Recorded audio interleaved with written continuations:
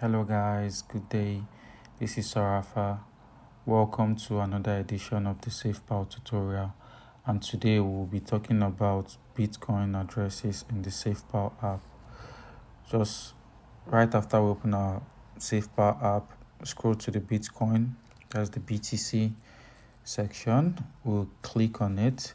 On the top right hand side, we could see where it is stated legacy. So on clicking at this section, we will notice we have several other addresses, which is the legacy address, we have the Segwit address, we have the native address, and we have the taproot address.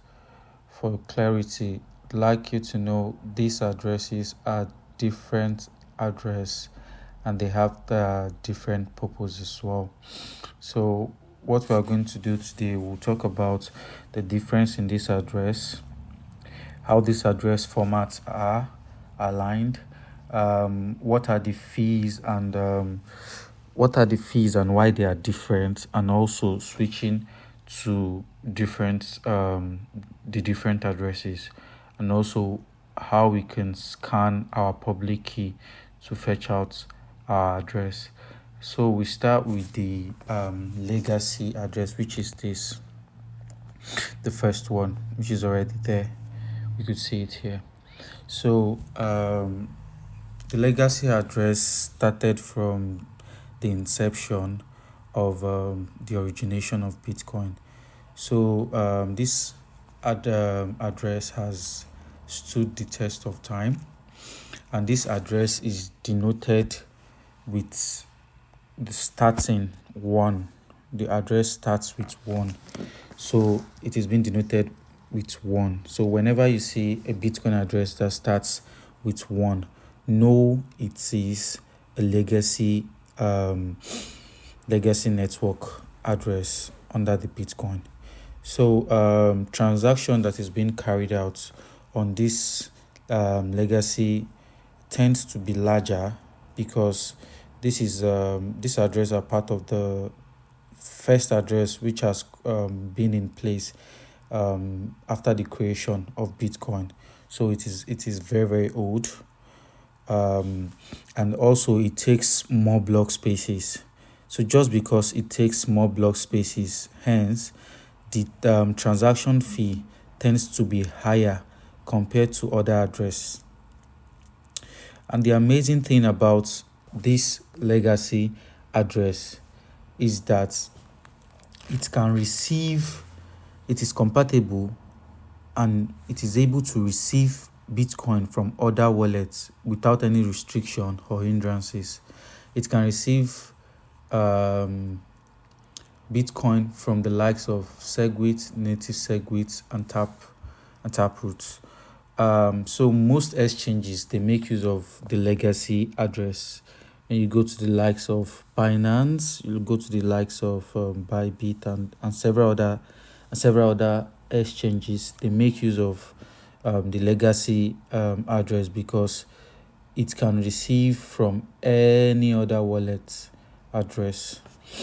So that's for the legacy address. Then we go to the second address, which is the Segwit address, and we quickly switch to the Segwit address, which is this one over here. We click on it. Just waiting for it to change. So wait. No, what's wrong? Yep. So it has changed. It has changed to the Segwit, which is there. So we can click receive to see it has written Segwit, and that's it. So right after an upgrade that came in place after legacy has been in place for a very long time, then an upgrade came in, which led to the birth of Segwit, which is known as the segregated witness. So this is an upgrade. It revolves around limiting the large block space. If you could remember, we said the legacy had a large block space, so when you send in transaction, it takes more space, and it takes more time to cover, which makes the fee which makes the fee high. But this tends on improving what was previously what were the previous challenges faced in the legacy. So this assisted in reducing the transaction fee. It also enhances stronger security. It enhances multi-signature capability, and for very stronger security, like I said. And also the address for this is different from that of the legacy. We could see from the legacy that it starts with 1, but the Segwit starts with 3. So the Segwit starts with 3. So that's the difference between the Segwit and the legacy. So right after that, we also have another Segwit, which is known as the native Segwit. So now we click on the native Segwit. We could see the address on the top right hand, which starts with BC1. Click on receive. So the native Segwit is more like an upgraded Segwit to that of the previous Segwit. This is known as the native Segwit. So it also connotes the BECH32 address. So this wallet, it optimizes transaction processing, which results in a very lower fee and scalability when compared to legacy. That's the inception address. And this Segwit also introduced an enhancement to the Bitcoin network, which aimed at facilitating more effective scaling solution. This address starts with BC1. We could remember the legacy starts with 1, the Segwit starts with 3, and this starts with BC1. So we could see how the advancement and the advancement is coming to play. And also we should note sometimes some wallets would not accept payment from this address because they don't support it, unlike the legacy that can receive Bitcoin from both the Segwit, the native Segwit, the Taproot, and also the legacy itself. So that's for native Segwit. We'll quickly scan through Taproot as well. Just like native Segwit, so as Taproot, they are trying to advance on scalability, on security, on privacy, on how flexible the transaction goes on.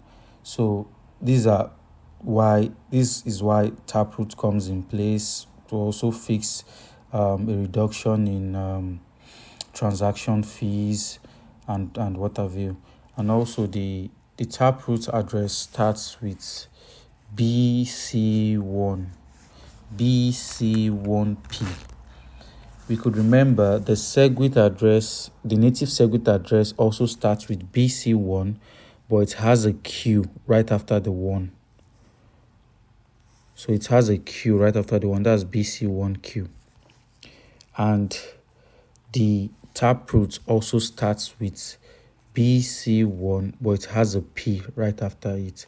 So that's the difference between all these Bitcoin address. Just like we say, the legacy goes with higher fee, the Segwit goes with less fee compared to what the legacy charges. The native Segwit goes for a lesser fee when sending out token or transaction, The taproot as well goes with a lesser fee, just like the tips being given down here. They say assets on addresses in different formats will not be merged, and assets can be viewed separately by switching address. Assets can be transferred between addresses of different formats, but gas are lower when using the taproot format. So like we can see, it is being written down here. So sending from taproot to legacy is cheaper. Sending from Segwit to native Segwit to legacy as well is cheap. Like we could recall, legacy can receive from all other three, while taproot and native Segwit might not receive from other chains due to compatibility. And also, we just talk about how we could use our public key to search for.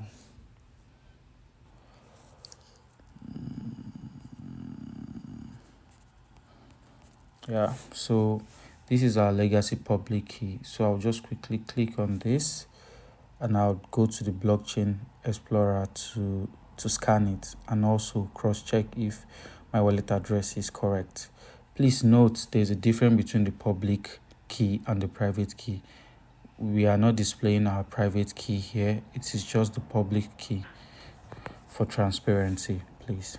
So we search with our public key. No.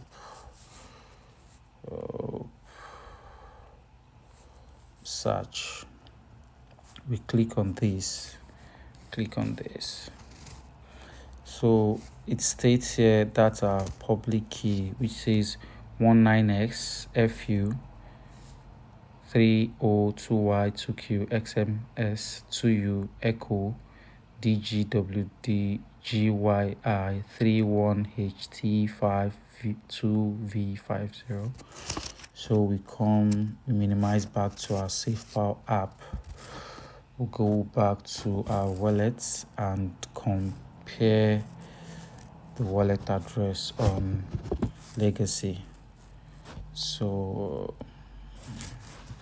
click on receive so we can look at the wallet address here, 19XFU3O2Y2Q 52V5. We'll go back here so you can see it is the same. So using the public key is just to track what's ongoing on your wallet address, if there's any incoming or outgoing and stuff like that. So that will be all for today, guys. Please note when you're sending in your Bitcoin, always cross-check which wallet you are sending to, so you don't have to panic that your token has gone missing. Also, check if it's the legacy or the Segwit or the native Segwit and taproot, and also be very cautious about fees. You might choose to have your Bitcoin on your taproot and sending out to your legacy to get a more cheaper fee and what have you. So that will be all for today, guys. Thanks for watching.